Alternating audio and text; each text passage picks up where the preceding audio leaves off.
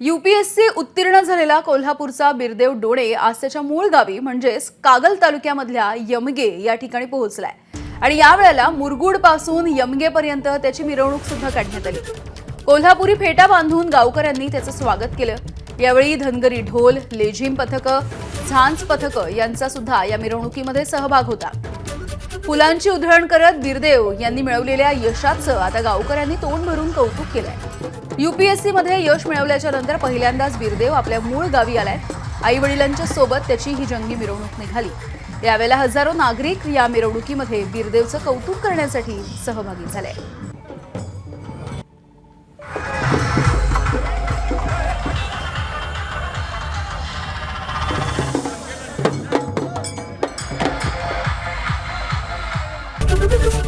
ABP माझा, उघडा डोळे बघा नीट।